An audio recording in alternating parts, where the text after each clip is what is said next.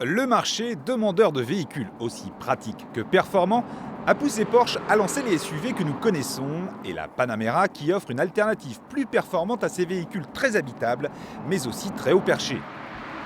Mais comment proposer le meilleur des deux mondes? Avec une Panamera break qui lui ajoute du coffre tout en conservant l'efficacité d'un centre de gravité bas.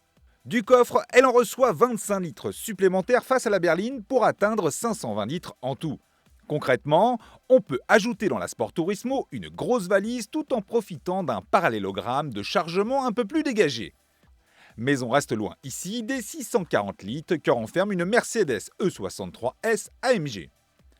Le plancher est presque plat, on y trouve une commande électrique pour rabattre les sièges arrière, une vraie prise électrique, l'ouverture du haillon au coup de pied ou encore le réglage du seuil de chargement si amortissement pneumatique. Autre spécificité ergonomique de la Sport Turismo, l'ajout en option d'une troisième place centrale qui restera d'appoint de fait de sa relative étroitesse et sa position haute.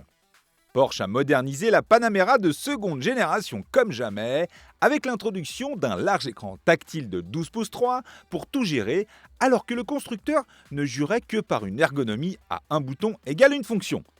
La Panamera regroupe, bien entendu, selon les options choisies, toutes les aides et assistances à la mode, dont une conduite automatique prédictive puisque associée aux données topographiques du GPS.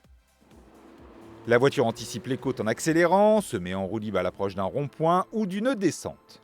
Porsche propose la Panamera Sport Turismo en 4 roues motrices essence, diesel ou hybride, turbo ou turbo-hybride.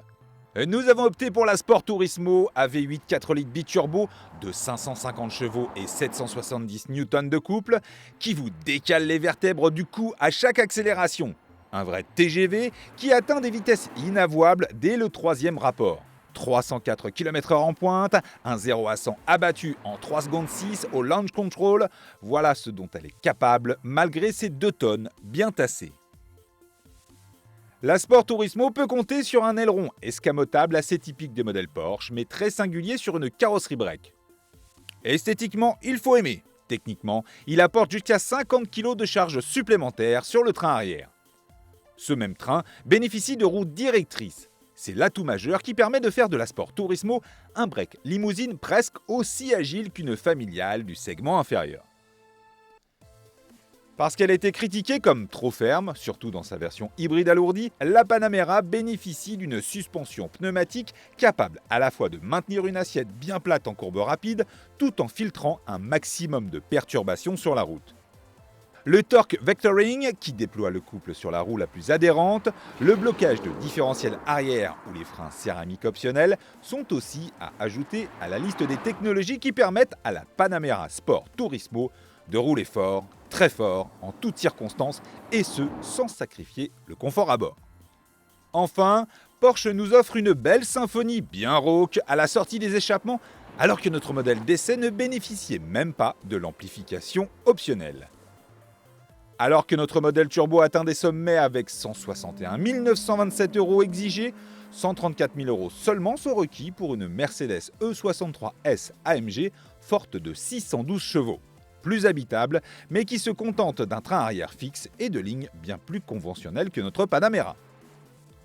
Toutefois, la performance de Porsche est d'offrir, en plus de la suspension pneumatique et des roues arrière directrices de série, des capacités dynamiques face au chrono équivalentes à ses concurrentes, alors qu'elle est la moins puissante et la plus lourde.